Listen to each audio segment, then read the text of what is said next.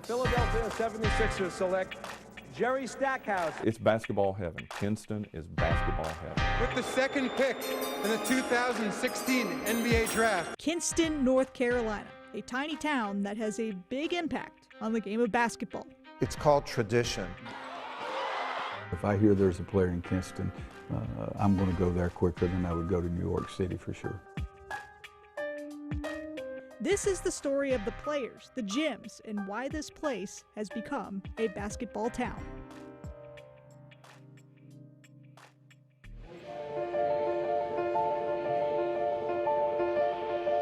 Brandon, he means a lot in Kinston. We grew up with him since middle school.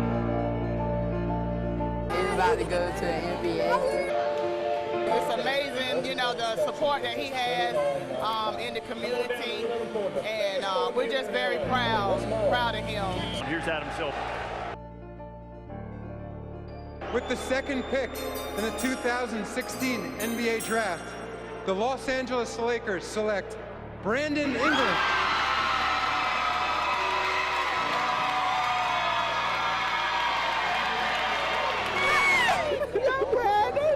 I know that you're well aware of this. There is a monster watch party for you back in your hometown. They've been supporting me this whole way, and I just love the support. It's something that every Kinston person does. When you make it out and you're doing something big, it's always Kinston support, and I'm always happy that Kinston support. And I just give thanks to those people making me that tough guy I am today.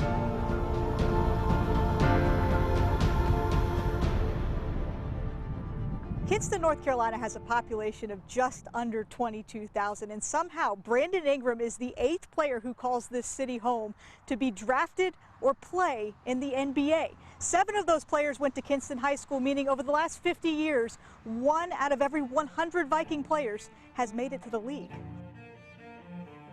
It's extraordinary. If you think about the percentage, I talk to kids a lot about going into gyms. You go into a gym and you talk about the opportunities maybe to get to the NBA, and what you say is, you look around this gym, there's 19,000 seats. 19,000 seats, you might get one guy who might get an opportunity to try out for an NBA team. But you look at a small town like Kinston, the odds are extraordinary. You get the list of 1 out of so many 100,000 make it. I think Kinston has changed the ratio a little bit when it's come to that. So, you know, you've got your ratio for the United States, and then you have your ratio for Kinston, North Carolina, which is a little bit different. 9 seconds on the shot clock, 5 minutes to go, third period. Maxwell has another rebound and another 2 points, and a chance for a three-point play. Cedric Cornbread Maxwell started it all. Drafted in 1977 by the Boston Celtics after leading UNC Charlotte to the Final Four. There's a pride factor that I love the game. I love the fact that I was a standard bearer. And I love the fact that a lot of people have come from Kinston who've done extremely well in professional rank. Dean Smith had this thing one time where he talked about me when I actually went into NBA, and they didn't really know who I was. And he said, we have a saying right now, it's called a cornbread run. We're not missing out on any kids in Eastern North Carolina or North Carolina without really looking at them or getting an eyeball on them. When I hear that there's a really good player down at Kinston, you know what that means? That he's really a good player. And so then we just go and check it immediately, kind of thing. That's what brought Jim Valvano to Little Kinston in the early 80s, a guy by the name of Charles Shackelford. Kinston's Charles Shackelford, a guy who can go up and get the ball. But there are a lot of 6'8" high school players who can rebound. The challenge for a college coach like NC State's Jim Valvano is to decide who can tough it out in the crowded ACC. Valvano thinks Shackelford can play. Shackelford went on to NC State and later became Kinston High NBA player number 2, drafted in 1988 by the New Jersey Nets.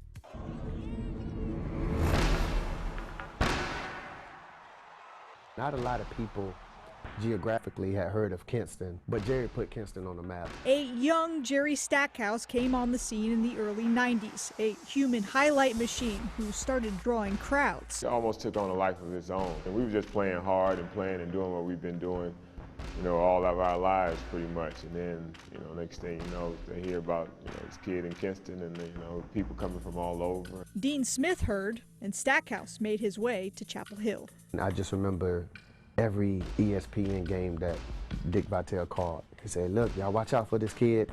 He's a junior. His name's Jerry Stackhouse. He's from Kinston, North Carolina, etc. And it just began to spread.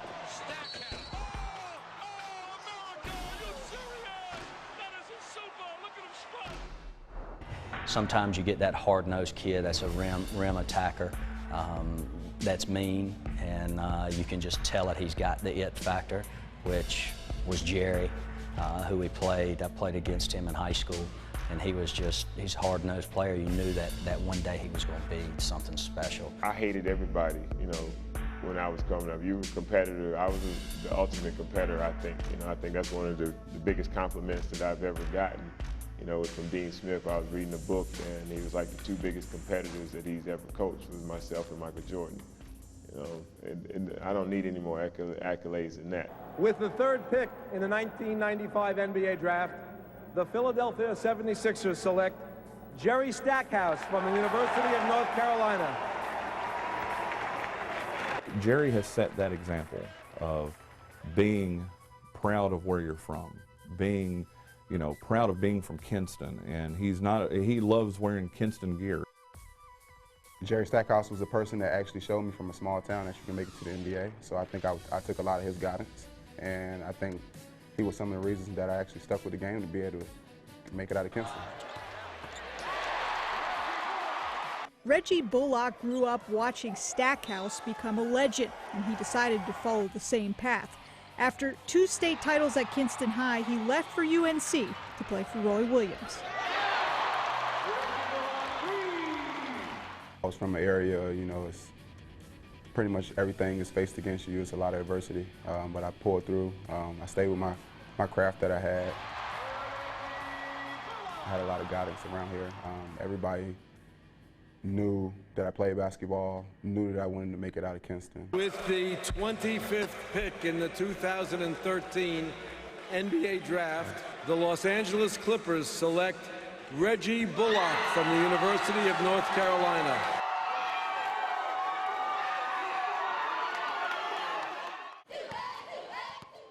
Other guys on that Kinston NBA list: Herbert Hill, drafted by the Utah Jazz in 2007. Tony Dawson, who played for the Celtics, and Mitchell Wiggins, a first-round pick in 1983. For them to be such a small rural area in population, they've produced talent that's equivalent to the capital cities of North Carolina. Not only Raleigh, but I consider Charlotte somewhat of one of the capital cities in terms of population. You know, it is incredible, the size of the town, but yet you think about those players that have been there and what they've accomplished. It's phenomenal. I think it's got an element that, you know, there's a wow factor. I mean, even for people that don't want to admit it, I think when you walk in here and you see the historical just component of just, wow, look at the amount of people who have come through here and have been amazingly successful, and the players that they've produced. It's called tradition.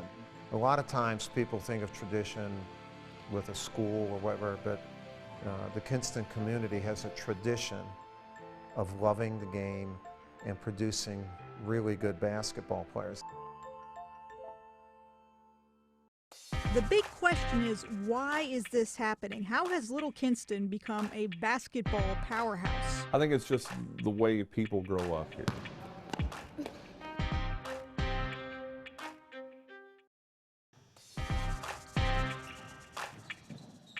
Kinston used to have a sign that said, pure artesian well water. Maybe that's what it was, but it's always been one of these places where kids always grew up playing. It might be the water. That's the popular answer I've gotten for what is going on here in Little Kinston and how it's become a pipeline to the NBA. As I spend more time in this town looking for the actual answer to that question, I've heard 2 specific things. 1, there is always a gym open in the city, and 2, there is always someone in that gym working to become the next guy to come out of Kinston. I think it's just the way people grow up here. The Parks and Rec department that is in Kinston and Lenoir County is amazing. I mean, you've had strong leadership for 60 or 70 years. kids have an unlimited amount of resources to go and play, and it's been great too for our community because our Parks and Rec has been an extremely huge vessel to keep kids, you know, give them something to do to help stay out of trouble sometimes. There are many gyms opened in this area, probably 4 or 5 at all times, and you know, I think that as a young kid, if you have somewhere to go and work on your craft, kids really get excited about the game. There was a local center, which is legendary, called Holloway Center. Everybody went there to play basketball. Same gym is still there after 50 years plus, maybe 60 years plus. What is Holloway? Holloway is a joint. You might have to do some bleeping on this, but Holloway is a place where all the kids in Kinston come. I don't care where you live in Lenoir County. You come here to learn how to play basketball and to play basketball. Yeah, Brandon played through here. All of them kids, Reggie Bullock, Brandon, Sid Maxwell, Jerry Stackhouse, Mitchell Wiggins. I would just say it's home. Pretty much every day, I went to the middle school right at the top of the hill right here, and every day after school I just came here and played basketball. And everybody came here, everybody was trying to make the middle school team. Mr. Davis had it competitive. No fouls are called unless you draw blood.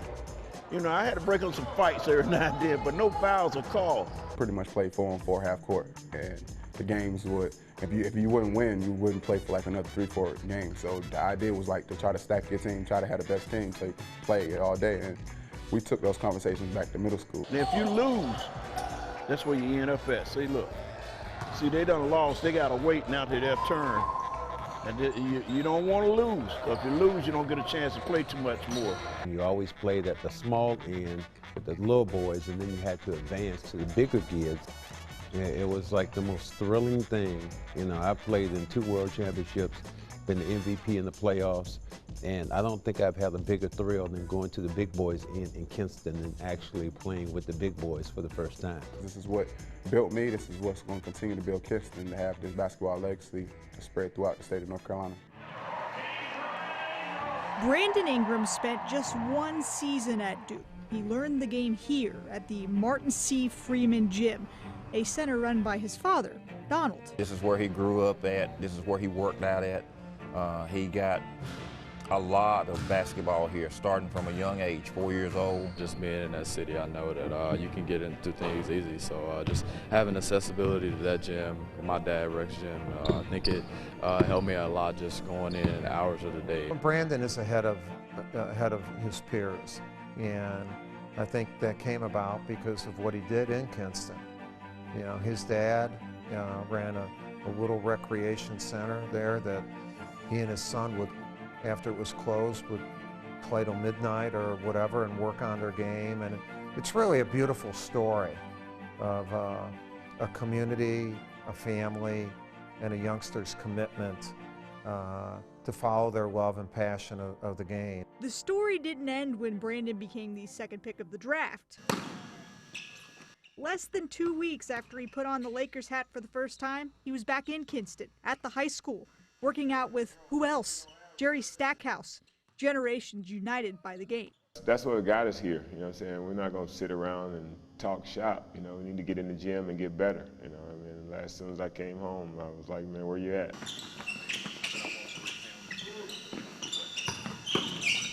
I think that's kind of a tradition.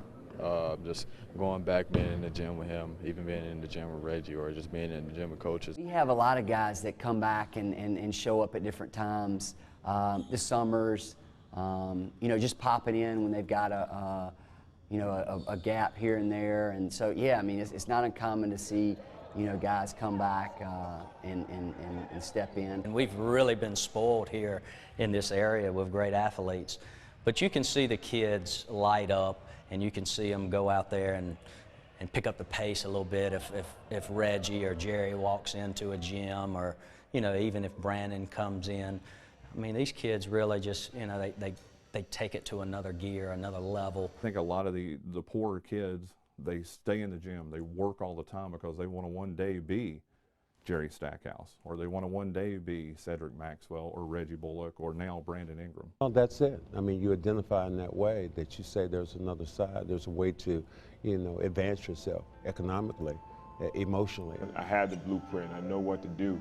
So I almost feel like them not being successful is on me, you know, because it's my job and my responsibility to share with them and you know, and be a, you know, somewhat of a disciplinarian to them. You know, I think I do a good job of balancing that. Just the experience of it being a small town, but knowing these guys personally and seeing how they progressed and how they made it, it gave him more, you know, willpower and a goal that he was trying to reach. The kids around here are just used to it, and they really believe that they're going to be the next one of them. Basketball success has been incredibly consistent in Kinston for 5 decades, while the rest of the town has changed drastically. I can't fathom what I'm seeing now.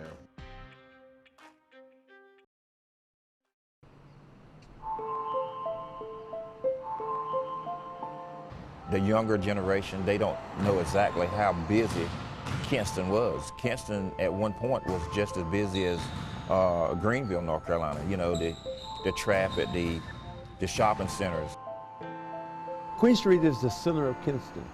One time when it was a big shopping area, they used to call it the Magic Mile. So you could shop and get anything. The economy has not been kind to the city of Kinston over the last few decades. Businesses have left, crime has been on the rise, and population has been on a steady decline. Through all of that, basketball has been the steady uniting force for the community. It's very different. We reminisce, you know, with my friends, and, you know, we talk about different places that used to be here. We point them out, and you know, at points, you know, at certain points, we have no answer for it. Kinston was one time declared the tobacco capital of the world, I mean, back in the 50s and 60s. And we all know what happened to tobacco. When I came here, our industrial softball leagues had 17 industrial teams. There were shirt factories everywhere or cotton factories everywhere. And that went down to where we only had 2 or 3 industrial league teams. It's a little disheartening, you know. I think the plant leaving when DuPont shut down, that was a big hit to the economy here. You start to see kind of an exodus of people out of the city, and you know, now you're seeing the negative effects of it now. You know, with kind of crime. I go on Facebook and I see, you know, there's another shooting in Kinston. Kinston police found a shooting victim dead on the property of a church. The victim, 18-year-old Antonio Hines, was reportedly shot at Bill Fay Park just after 5 tonight. Kinston High School was a 4A school until 1997. It dropped to 3A and then down to 2A in 2010. The town has changed drastically from the first time I went down there when I was an assistant coach here. I guess I was an assistant coach here from 79 through 88, but the town has changed a great deal since then. When you look up there and see those banners and they say, man, this one time was the size of a 4A school, and then it was 3A and 2A. I can't fathom what I'm seeing now. You know, like I said, we were a 4A school. We was playing all of the bigger cities around North Carolina, whether it was Wilson, you know, Greenville. You know, as our numbers have declined, the desire of the kids to want to play here hasn't declined at all. And so we may be losing size, number-wise, but it's not changing the love of wanting to play and put that jersey on with Kinston across the chest. Playing for, you know, Coach Paul Jones was like a goal of mine. You know, all my older brothers played for him, and so I just felt like it was a kind of rite of passage to come behind them and kind of do some of the same things. I'll tell you what I really love about that city, and I think we need more of this. There's not a lot of kids that grow up dreaming to play for their local high school anymore. And I think that produces a pride, it produces a respect, it produces an appreciation. It also produces championships. Kinston High School has won 11 state titles, including a run of 4 straight when Brandon Ingram was playing for the Vikings. And once you get that first one, It just seemed to catapult us into a different stratosphere as far as state titles was concerned. The thing you could always count on in Kinston is that it was going to be a good game, a lot of people there, and a lot of excitement, and usually really, really good talent. You know when you get a kid from Kinston High School that you're getting a kid that's accustomed to winning, that's concerned with winning, and he has a toughness that's going to produce wins for you. I saw Reggie when he was a sophomore. I saw Brandon when he was a sophomore many times. And you see the development that they have, and the coaching staff have always done a great job there. There's a lot of college coaches that need to make a stop in Kinston every opportunity they get. Basketball is what people live for here. A lot of people, those 13, 14 games a year that they can go over to Kinston High School and go watch a game, that's what means a whole lot to the mass majority of people here in Kinston. Just the feeling that those people have, it's not the basketball team of Kinston High School. It's Kinston's basketball team. It's like Kinston fans just put everything to the side. They forget about all the crime or any type of adversities, and they come together and they come and support, you know, Kinston High basketball. And they come together to support the players who make it out. A lot of pride. You are very supportive of those people that have gone on to make it. I don't think there's any jealousy that is out there at all, you know, amongst the people that have been through this program. We all feel a part of it. We feel like we have a piece of that they're carrying with them. I think they have something that's really delicate and prideful that not a lot of cities in North Carolina have. As for who's next, you start to look and you can kind of see there's just a, you know, there's a lot of kids that are always coming through that you don't know who it's going to be, but you can see that there's a lot of special players, you know, coming. There always is. Kinston rising sophomore Damian Dunn already has the attention of college basketball coaches across the country. Silky smooth, 6'3", and an attitude that is driving him to keep the legacy going. He was in the crowded gym watching as Brandon Ingram walked on stage as a Laker for the first time. Feels great, but I don't let it get in my head. I work every day, work out every day, 2 times a day. I just strive every day to get better. Hopefully this could be me in a couple years. That's what makes this place so special, is there's always been somebody that keeps the dream alive for kids. There's no scientific reason, there's no reason that you can point to and say, this is why there's so much talent that comes out of Kinston, because there's not one specific reason. I don't know, maybe it is in the water.